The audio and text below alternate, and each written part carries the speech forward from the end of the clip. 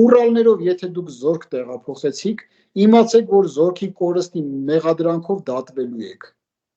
Սանիտարական զոհեր ենք ունենալու, Ուրալով չի կարելի զինված ուժեր, զորք, մոբ կամ ժամկետային զինծառայողներ տեղափոխել մարտական գործողությունների թատերաբեմ, խորը թիկունքում կխոցեն բոլորը։ Ուսումնասիրեք, տեսեք մարզերում, մոտակա շրջակա բնակավայրերում քանի ամենագնաց կա ջիպ։ Եթե ջիպ էլ չի, ոչինչ, թող սեդան լինի։ Միևնույն է մարդատար մեքենաներով, միևնույն է, որտեվ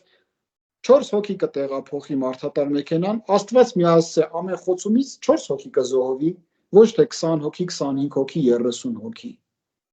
Դա համարեք հիմա 21-րդ դարերում Ուրալները, ոնց ասեմ, եղբայրական գերեզման, տենց, չփորձվեք հանդարտ Ուրալներով զորք տեղափոխեք։ Ամեն երեխան, ամեն մարդը Հայաստանում մի ընտանիքի, մի օջախի ճրագ է։ Հիմիկվանից մի սպասեք, որ զինված ուժերը կհամալրի, կբավարարի ձեր կարիքը։